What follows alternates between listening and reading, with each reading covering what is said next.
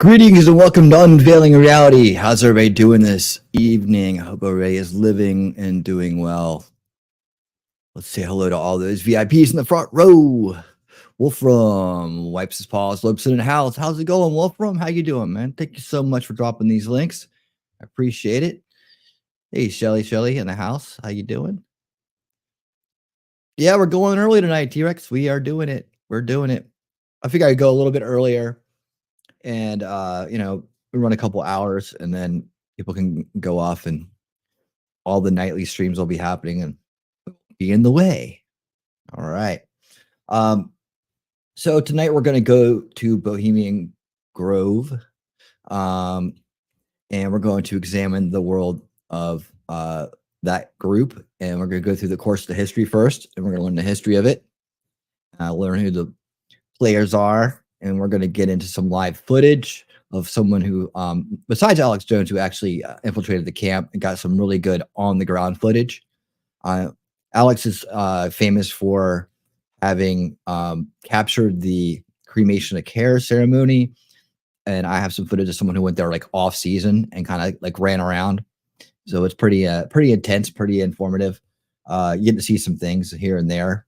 We'll talk about the whole thing in general, like the whole idea of this group and what people do at secret groups and all that. We'll get into that, and we'll get into just the reality of what's going on there and the reality of the people that go there. And we're kind of going to get into some areas where we're going to do some comparisons and kind of look at things through a different lens a little bit, and just kind of like confirm and deny some different thoughts on the Grove itself.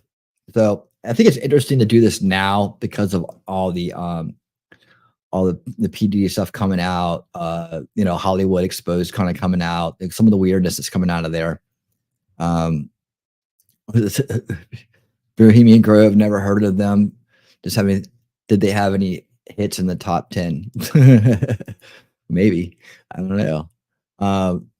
But yeah, we're going to get into all that. But I wanted to start us off by taking a good look at the history from a non-biased kind of point of view, just very matter of fact. And of course, all this is going to be open for interpretation. And then I'll keep you updated on the Alex Jones lawsuit against the deep state, if you will. He was supposed to release some information or do something tonight. I said that if it happened to pop up, we'd cover it. So we'll keep our ears out for that. I still haven't really seen anything definitive for today. So maybe tomorrow, maybe that's what we do tomorrow night on Winning Saturday Night. We'll see. We'll see. That may be a big part of it. We'll do, of course, try to do the good news and funny videos as well. Just our normal Saturday night hangout, right? But yeah, we're going to get into Bohemian Grove and just, the whole kind of pagan cultist kind of like community in general. And of course, I've covered I forgot what I even called it now, with the hippie scene or whatever. I covered that kind of stuff with the Rainbow Gathering and all that. Me and myself and Shizzy did a stream together here a while back on that. And that was actually a great stream. Went into a lot of details about all that stuff and my experiences and the music scene, the hippie music scene, what that was all about, and what the kind of things that I picked up on and saw. And I'll be doing more of that tonight as well, because there's a lot of parallels when it comes to secret gatherings and what people like to kind of put on, right? So I'll get into stories about that as well. So I did cover that a while back, and I will touch on that. And I did cover like Beltane and paganism and somewhat in that video. We also did some cult stuff together, Sizzy and I. We talked about cults and whatnot. But anyways, a lot of this is blowing up because of Hollywood and because of the Grove being out there in California and P. Diddy stuff, and all this stuff's coming out. And there's this other guy, what's his name? I just saw his name like a minute ago. That's coming out trying to say that he was brought there and forced to do things and blah blah blah. I'm going to tell you some interesting information about that guy. He's a UFC fighter. I don't know why I can't remember his name right now, but I will. Alex something. No, it's Alex. I'll think of it in a minute. It's just not a name that I know very well. He's kind of new to the thing. And remember that guy? What was his name? Boy, I'm just forgetting names today, aren't I? The dude who told the story about the party he wished he had never gone to. I have a follow up on that as well. A lot of people are trying to figure out whether that was a real story or not. A follow up on that as well, and some enlightenment about stories in general. Right? People may buy into at first glance, and it confirms biases. And there's a lot of bias confirmation that goes on around this topic, though it is, again, not letting the Grove off the hook completely, right? But it's like the same time, we want to get to the truth. We rather know the truth than go on believing something that we're right about something when we're actually missing information and don't have the full picture involved. So that's why we dive deeper, we unveil the reality, and that's what we're here to do. Each and every one of you. Thank you guys so much for being here. I really do appreciate it. Floor is open for questions, of course, as we go. And if not, we'll just hop right into it. Let's just get going. Let's just get going. Okay, the power players of Bohemian Club. Now it's actually called the Bohemian Club. Bohemian Grove is where they hold their annual meetups, right? And so we're going to bring in Thoughty here. He does a great job of brought to you by Mans from a very non-biased point of view. Games.com. Hey, 42 here. Here we go. What do Richard Nixon, Jack London, David Packard, Walter Cronkite, Herbert Hoover, Michel Rocard, George Bush Sr., and Clint Eastwood all have in common? Are they A, all American, B, all dead, or C, all one-time members of a shadowy secret society that carries out creepy and possibly satanic rituals in the woods at night? Well, let's see. Unless my timing with this video is really bad, then Clint Eastwood should still be alive, so that's B out. And former Prime Minister Michel Rocard was more French than frog's legs, so A's out as well. Which leaves us with C. But that obviously can't be true. I mean, all those important and respected men running around in the woods as part of some shady Illuminati-like organization? That would be insane. Actually, it is insane, because it's 100% true.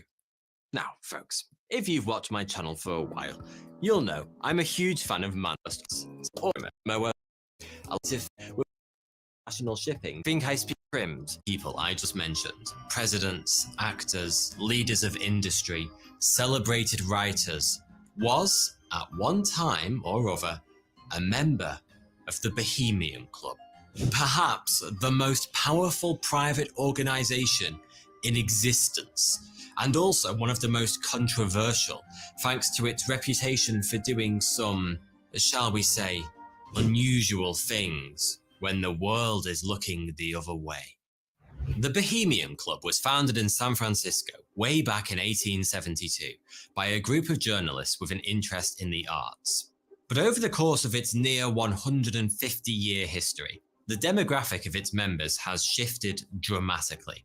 The artists are still there, but these days, the journalists have mostly been replaced by a generous helping of some of the most influential men alive. We're talking multiple US presidents, CEOs of the world's largest companies, Ivy League university directors, curators of renowned museums, leading scientists, and a whole host of prominent politicians and policymakers from across the globe. I'm going to add in celebrities. There's musicians, there's actors, all those people. They get invited there too. And I don't want you guys to confuse membership with attendance. All right. So keep that in mind as we go.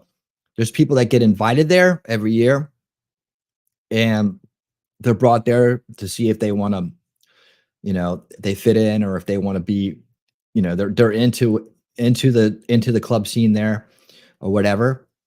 But there's a lot of people that have visited once and never gone back, right? So it's not like it's completely shut off or people are like sworn to secrecy or like, there's any kind of like weirdness about that. There's just it's a thing where there's a gathering of people that are members of this club, right? Obviously very trendy. If you're in the upper echelons to be, perhaps be a member of this club. But at the same time, they bring guests. They're always trying to find, new members or new interests. And a lot of people that go there and they're like, they don't go back, right? And we'll talk about that more as we go along, as in what does that mean, right? And I think the general impression people get is that everybody that goes there is 100% bought in to the underlying theme of the club, right? The underlying theme, the Bohemian theme, the owl, all that stuff, right? And the antics that go on there. They're 100% behind it. They're there for it. Therefore they're 100%, a pagan or a Satanist or whatever it is, right? They're 100% owned by this club. And that's not the case. That's the one thing that kind of flies by people immediately, is that just because someone's there, just because someone's watching a show that's being put on, doesn't mean that they necessarily are part of it or even like it. And I'll talk a little bit about that more in terms of participating in things that are just kind of seem trivial at the time and what that means as we go along. It used to be said that if you weren't on the waiting list for membership by the age of 30, you'd be dead before being accepted. But it isn't just a long list of illustrious members that makes the Bohemian Club so intriguing, because every year, a couple of thousand of its members descend on a private tract of redwood forest in Northern California for what can best be described as a 2-week scout camp with a twist. That twist basically saying you could be a member of it, but not basically be in attendance of it. So maybe you were a former member, it doesn't go anymore. So things of that nature. Being remarkable amounts of alcohol, a series of bizarre rituals, and some of the world's most powerful men. Like Nixon went one time and he's on record saying it was the fruitiest thing he'd ever seen. He'd never go back, right? But he was invited there. So you go there, you don't quite know what to expect. Maybe some people go for the thrill and they go there and they're like, yeah. And by the way, as we get to the end here tonight, I have some additional footage of people who have been there, but it's on the Joe Rogan podcast, so I can't play it on YouTube even for a little while without problems. So at the very tippy-tip end of the at the very end of the show, after we get through the bulk of the material, then we'll probably do a Rumble into X Jump, and we'll watch the rest over there on the free speech platform so that we can watch the. And one of them is Kid Rock. Kid Rock was there, and there's another guy that talks about it as well. So I got a couple things from Joe Rogan, but I can't play it on YouTube, so we're saving that for the end. Onward we go. In drag, welcome to Bohemian Grove. The camp kicks off every year in the same. That's it's funny that he put Nixon on there and then put him in drag, because Nixon was completely against all that shit. Like he literally said it was the freest thing ever. I never, no way I'm going back to hang out with this cream puffs or something like that. I mean, I'll try to find his quote on it, but he was not in favor. So it's funny that they picked on Nixon in this video. Strange and slightly terrifying fashion, with the ritual burning of a human sacrifice. I meant with the ritual burning of a human effigy in sacrifice. Sorry, that was quite an important difference, wasn't it? This ceremony, known as the cremation of care, is purely symbolic. The effigy represents the club members' many cares and responsibilities. By burning it, the worries of the outside world are banished. To spice things up a bit, the whole ceremony takes place under the watchful gaze of a towering 12-meter owl statue. You can see the owl up close. Club's mascot. This giga owl takes. See, it's basically carved out of a tree. So they just basically carved it out of this big redwood and hollowed it out. An active part in the ceremony too.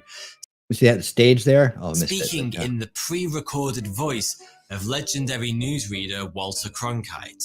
And just in case all of that wasn't weird enough, Bohemian Club members who take part in the ceremony all wear what look like Ku Klux Klan robes that someone accidentally put through the wash with a red sock. It probably sounds like I'm making all of this up, but seriously, the cremation of care ceremony happens each and every year to open the Bohemian Grove camp. Yeah, so that's like their opening ceremony, if you will. That's the opening ceremony. They do that night one or whatever. When everybody gets there, they go down. Let's go cremate all our cares, and it's part of this thing. Have you ever gone to like any kind of event or any kind of gathering or whatever, that is kind of open, if you will, like in a sense that it's maybe it has a pagan underlying kind of theme to it. There's, pagans there. Really anybody can go there, but it's like the underlying theme of it is pagan. They generally have some kind of it's not indoctrination, it's the opening ceremony. They have some kind of opening ritual, right? And it's not always something like this. It could be just holding, standing around a circle, holding hands and giving thanks to the wind goddess or some shit like that, right? That stuff would go on too. It's just like, okay, like an invocation, right? So it's like some people would be, that are very into it or think that they're part of it or think that they're, true pagans or whatever would maybe be into this. And then a lot of people that would be there just for the festivities. And there's plenty to be had, maybe be it music, be it just, a lot of chicks there, like, that are kind of like open to, getting it on.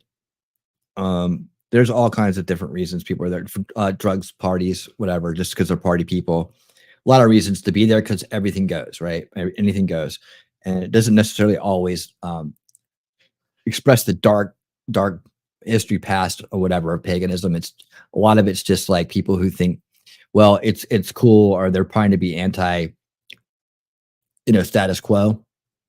And so I don't want to be Christian. They get into this stuff and they start taking part in these things, thinking they're part of some kind of spirituality outside of Christianity, not really even understanding the core of the belief system that they claim to be a part of. Like, and I can't tell you how many pagans I've talked to in my life that have no fucking clue what that is, what anything they talk about. Tell me something about it, I would say. And they couldn't tell me much about it at all. Well, it's kind of like nature and, and then there was a few people that maybe know a little bit more, but were very light on the details, especially the past.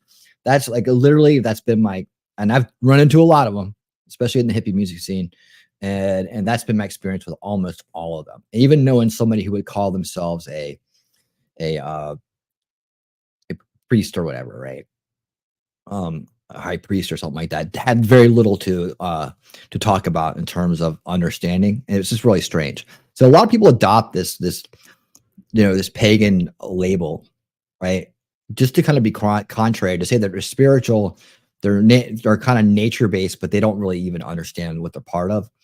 And they kind of just go along with it because with that comes a very open society where you can, be high, be drunk, be flirtatious, be promiscuous, be scantily clothed, whatever. Everything's very open and there's anything goes, right?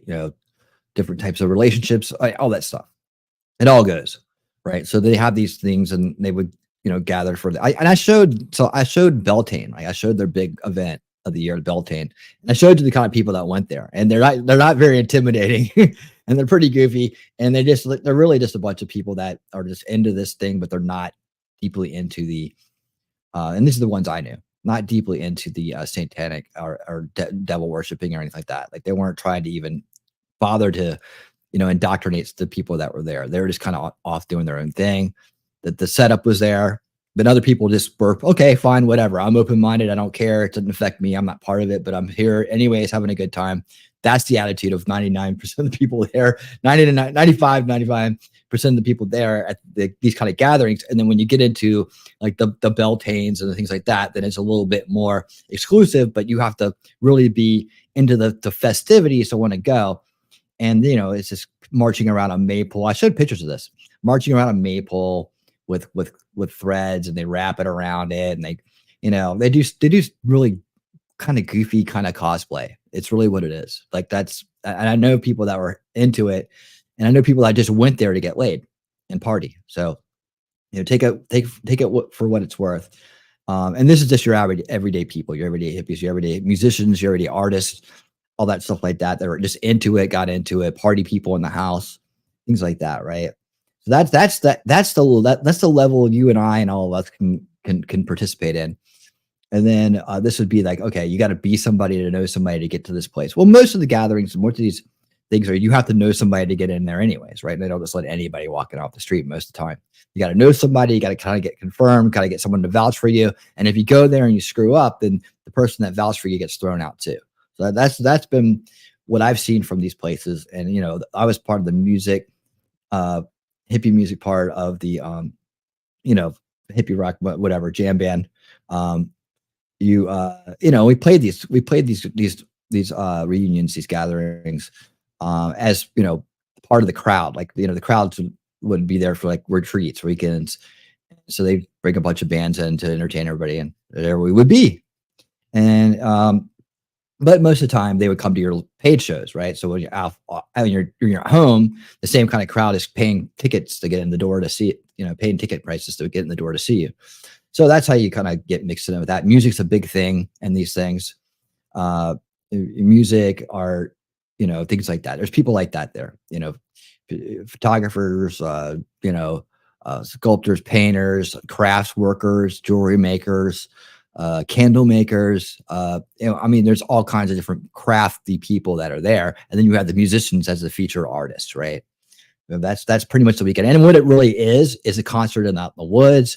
Everybody's there to see the bands and party. That's what it's all about. And just get away from the city and get out from, away from technology, things like that. That's what it is on the ground level, the common folks level from my experience and what I know.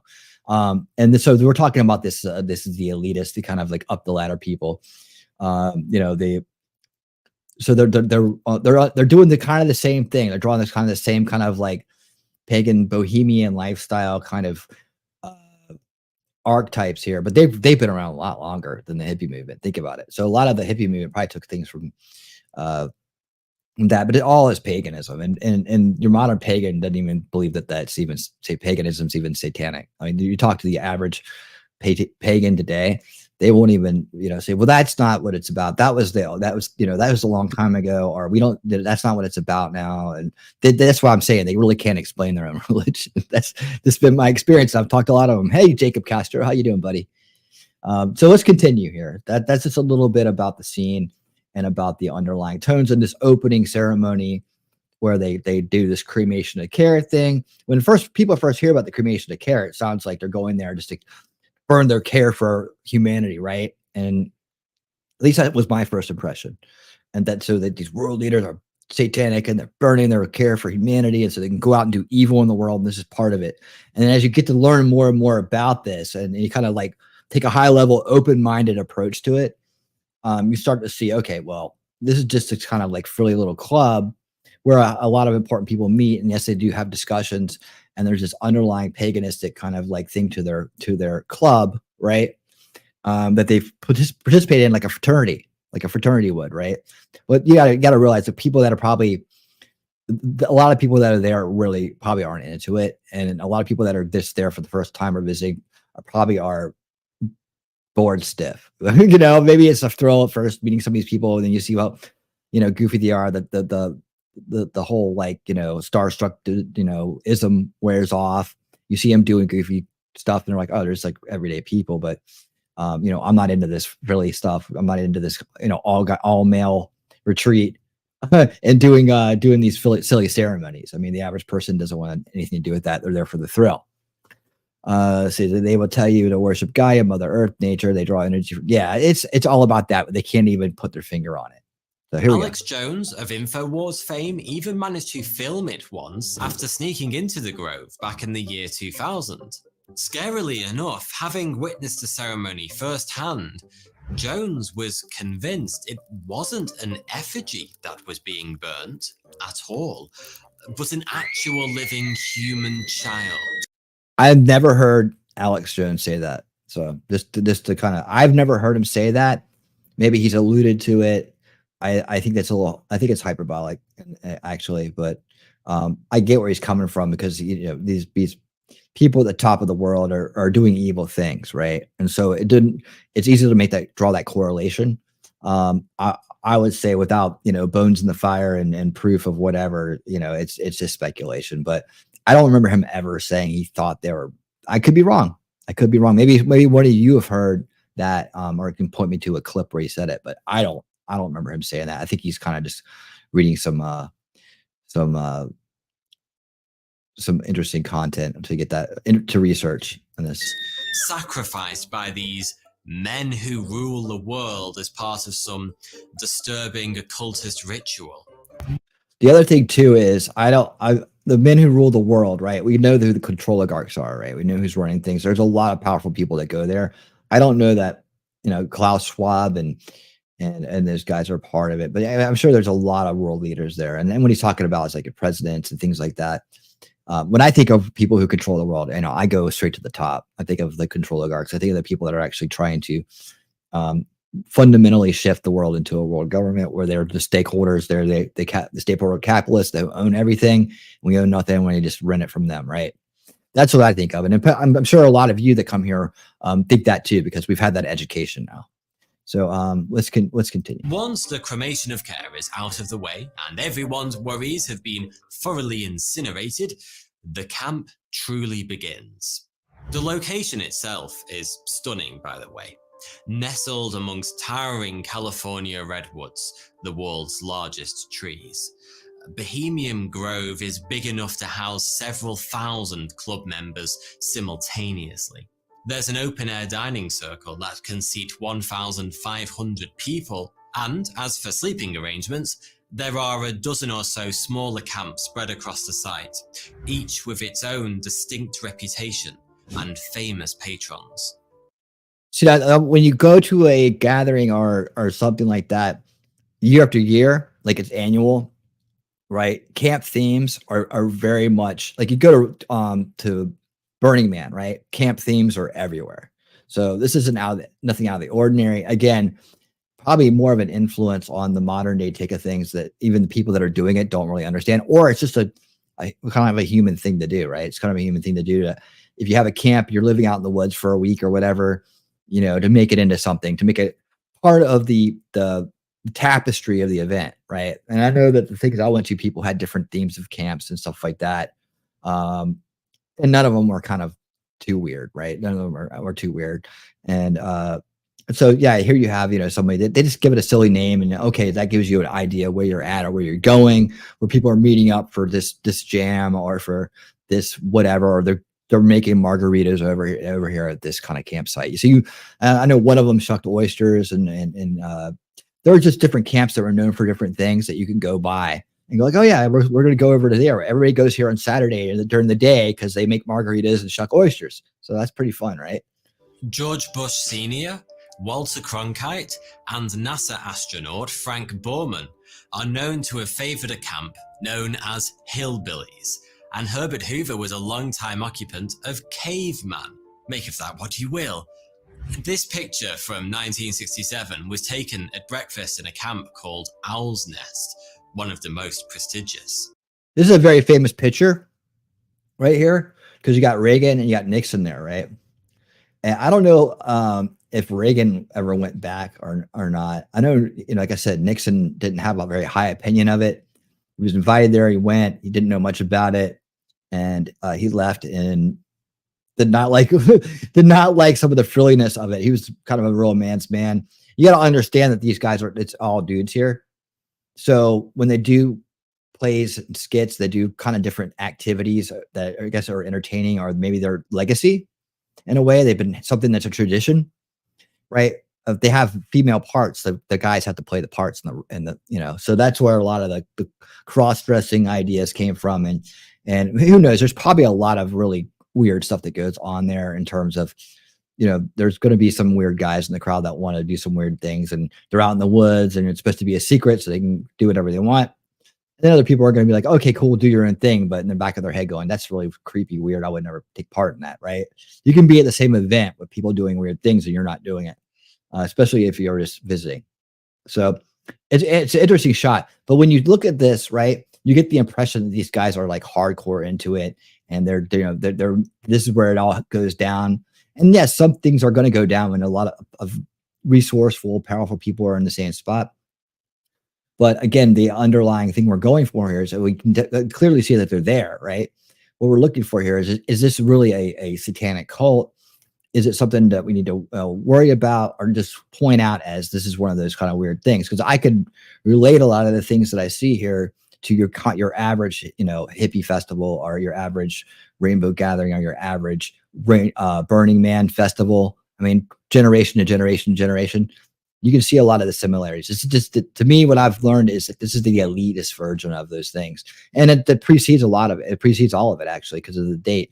Now, we don't know what the original people were doing back then, but I'd imagine there's a lot of tradition handed down through this club. And that's what makes the club seem special, and that you want to be a part of it, or that it's this legacy that you could say that you were part of as well with all these other famous people. Kind of a clout thing. Harvey Hancock is the one in the middle. He was Eisenhower's campaign manager during the 1952 American election. That's a good question. The guys sitting on either side, I bet they do. Ronald Reagan and Richard Nixon. Oil magnate Edwin Pauly and Nobel Prize-winning chemist Glenn Seaborg are also present. So, how do these masters of the universe spend their 2-week sojourn in the forest? Aside from burning children alive, obviously. Well, there are daily lakeside talks given by important club members, and regular entertainment in the form of high and low jinks, which are basically just performances of various kinds, usually comedy or music. But what Bohemian Grove is really all about is getting hammered, then urinating, both frequently and aggressively. The first drink of the day, a gin fizz, is served in bed by camp staff, and the alcohol keeps on flowing until long after the sun's gone down. Unsurprisingly, considering Bohemian Club members are almost exclusively gentlemen of advanced years, with prostates the size of medicine balls, there's a lot of visits to the little boys' room. Or at least there would be, if there actually was a little boys' room. Now, I don't know if this is true for the attendees, or if it's part of the lifestyle of the Bohemian Club while you're there. But we're gonna see later on there are actually toilets there. I don't know if they're public or just for the staff, because the guy snuck in, found some, but they're really tucked away. So I'd imagine there have to be an area for more than peeing. I'm talking about. So I don't know how true that is. There's no toilets, but this maybe none of the cabins. That's camping. I'm not sure about that, but I know we're going to see footage of a toilet at Bohemian Grove. So Bohemian Club members urinate exclusively in the great outdoors. Yeah, but so does everybody who camps. So a privilege so important to them, they've even fought to defend it in This court. is interesting. I'll get to that in a minute. With so many influential people rubbing shoulders, you're probably assuming that plenty of important business deals and world-altering policy decisions are made at the camp every year. But the club is strict when it comes to talking business. Its motto is, "Weaving spiders come not here." A line from Shakespeare's A Midsummer Night's Dream that warns that Bohemian Grove isn't supposed to be used as an opportunity to network or do business deals. But like basically all mottos ever, this one is widely ignored. Plenty of people go to Bohemian Grove with an agenda, and whilst most of the earth-shattering decisions that have been made during boozy nights amongst the redwoods are remembered only by those involved, a few have become public knowledge. For example, rumor has it that this is the big one. This is the one everybody knows about. An early planning meeting for Manhattan Project, including the likes of Robert Oppenheimer and Nobel Prize-winning physicist Ernest Lawrence, took place during the 1942 iteration of Bohemian Grove. Okay, so let me ask you a question. You hear that, right? Do you think that okay, here's the image I get in my head. They're sitting around talking, and they got things in common. Kicking around talking what they're working on, and they have a moment, right? I don't see it as some kind of secret boardroom where the head high priest, dictates these type of things. I think that this came about kind of organically, and just in a sense of like if you're talking about, like, if I was hanging out campsite talking to somebody next to me, and we turn out, he's he's a piano player, I'm a guitar player, and we start working on a song together, right? And that kind of thing. 'Cause that's the kind of thing that really would go on in this kind of an environment. So while it's true and highly admitted, I think it's one of those things that it's not like that shocking, or that insidious. Like, they would have figured out how to make the H-bomb anyways. But the connection was right there, and it's kind of like, hey, well, we should get together and talk after this, right? All right, let's do that. Directly leading to the invention of the atomic bomb. Earth-shattering indeed. By the way, if all this important people get together to do weird stuff in the woods business is sounding kind of familiar, it may be that you're a House of Cards fan. In Series 5 of the Netflix show, Frank Underwood, played by Kevin Spacey, goes on an outdoor retreat with a fictional secret society known as Elysian Fields, which draws heavily on Bohemian Grove. The episode opens with a parody of the cremation of care ceremony, complete with a giant talking crow statue and the burning of a human effigy. It's not on the nose or anything. Has a not on the nose. Buzzing bees do not sting here. It's a minor miracle the Bohemian Club didn't sue. Considering the guest list, you won't be surprised to learn that security at the Grove is taken very seriously. The Redwood Enclave is watched over by what can best be described as a small private army, kitted out with high-tech gear. Okay, again, this is like the imagery here isn't from Bohemian Grove, obviously, right? But people that have been able to get in, right, and get out, there's been many of them didn't encounter any kind of military. Maybe it's because they were off season when they did it, but this may be a little bit more fantasy than reality. They got surveillance out there.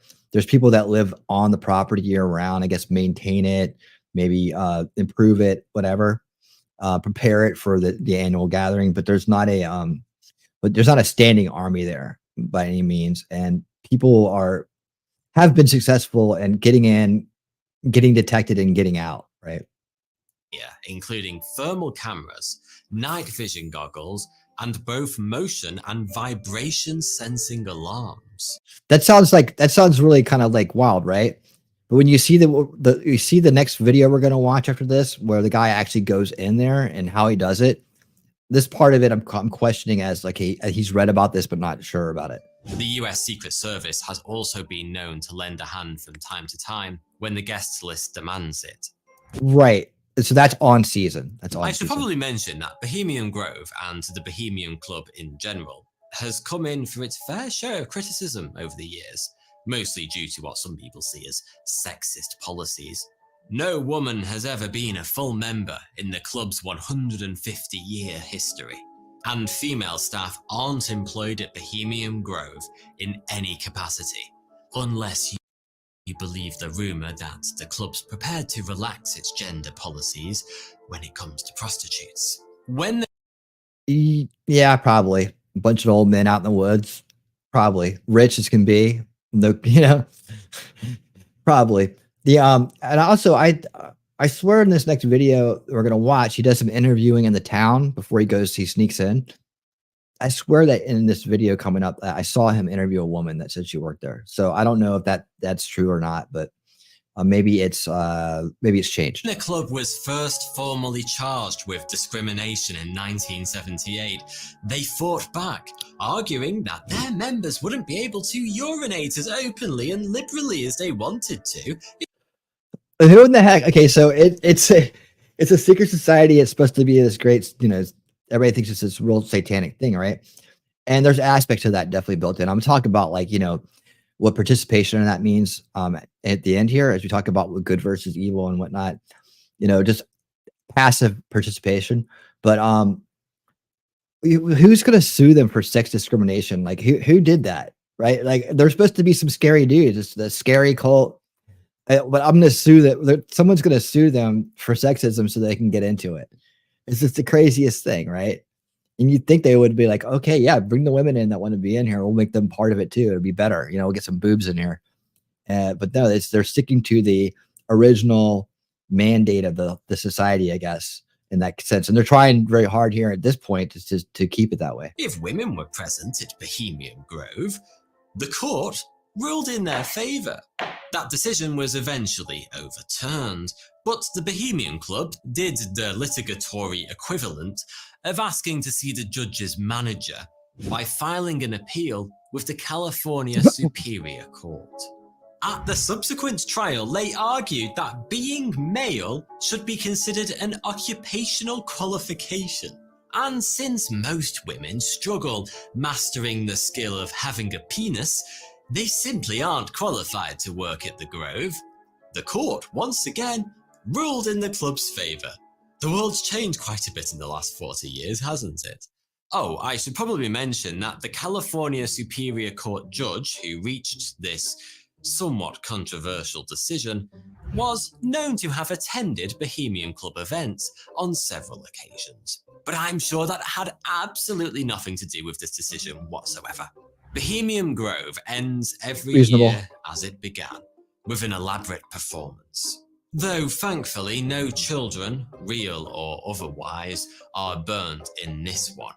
Instead, a majestic redwood-rimmed arena with seating for up to 2,000 people. This is what I'm talking about here. Roughly the same capacity as London's Royal Opera House, hosts an end-of-camp performance known as the Grove Play. Written and performed You see, they don't talk about this one very much, right?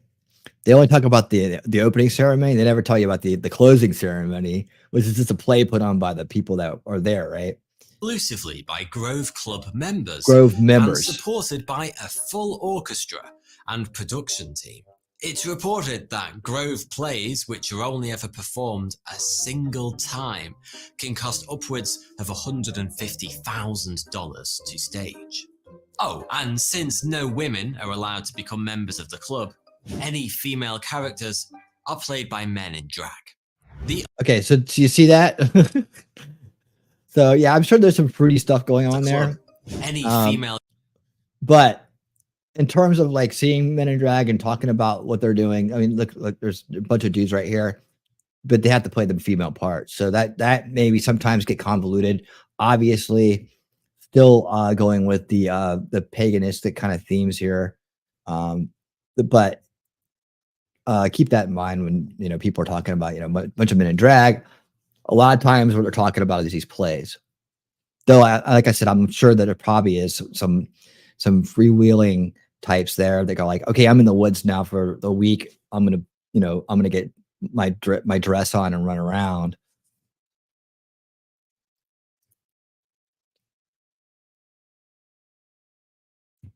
Yeah. Tell me when it's back up. Let me know it's back up. Where are you at? See, let me know it's back up. Let me know it's back up. Is it back up?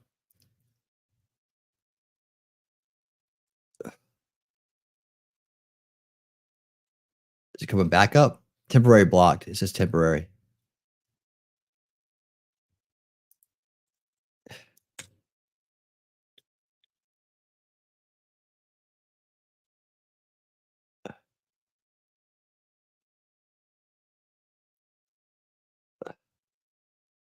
Let's try that.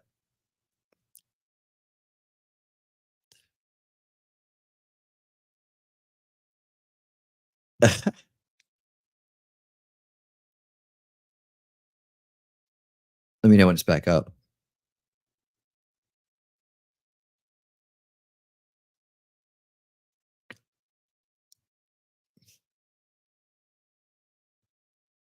Is it back yet? Is it back yet? Are we back yet? Are we live yet? Are we here yet? Are we there yet? Good old YouTube.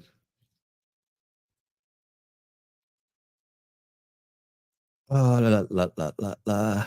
What does it look like when it's blocked? Am I back yet? All right, stop. Am I back yet? Am I back yet? Am I back yet? Come on. Come on. Oh, hey, Rumble. How's it going, guys? Sorry. You guys can still hear me over there. We're having some problems on YouTube. I just realized this. So stick with us because I'm getting ready to send a big crowd over to you. All right, cool. I was just talking to the people on Rumble. And thank you, everybody. I'm back. Yeah, they were giving me a hard time. I didn't really thought he had his stuff so drilled down there. I let it go for a little too long. I was even stopping and talking about it when it went down. That's weird. All right. So what we're gonna do here is, unfortunately, I want to do this whole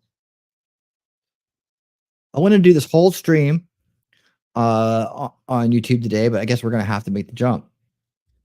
So I'm putting the pinned comment that I'm putting the links out right now. Yep. Boom. And I mean, we can go slower, I guess. Yeah, I don't know. I don't know. I think it's just their stupid. I think it's just their stupid thing. I don't think that Bohemian Grove is after me by any means. Audie M, do you have a Rumble? Do you have a Rumble? I hope you have a Rumble. I want everybody here to go to Rumble. That's here. How many people got? 10? 10 on the YouTube side. We got 17 on X. How you doing, X? And we have 4 on Rumble, but it was higher before I went down there. But I'm good. We'll send some people over there. Let's go. All right. So I hope you can join us over there. I highly encourage you to get a Rumble account. So we're going to continue the video here. We're going to take it to the free speech platforms. Ladies and gentlemen on YouTube, I'm sorry I couldn't continue. Well, this is like the same timing of a kickoff show. No Rumble. Can I talk you into getting one? It's the wave of the future. Over there, we can do anything. We can watch rated R movies. We can talk how we want to talk. We can show what we want to show. It's very free over there. Very nice. It's the future because YouTube's going to get even worse. Okay, well, I tell you what, I'll be back tomorrow night at I think I'm going at 8 p.m. for Winning Saturday Night. So that's just, we have a good time. We watch the good news of the week. We watch funny videos and whatever else comes up. If something comes up worth watching, we'll jump on and do that too. So yes, you're right. All right, so now I don't feel as rushed all of a sudden. I was like, but we're gonna go invade Rumble right now. Everybody, when you get there, make sure you hit thumbs up. When you leave here, make sure you hit thumbs up. And so just, you got 2 thumbs up coming your way. And we will go and finish this whole thing over on Rumble. Pin in the comments, guys. I'll see you there. Man, everyone's tensed up for a Rumble.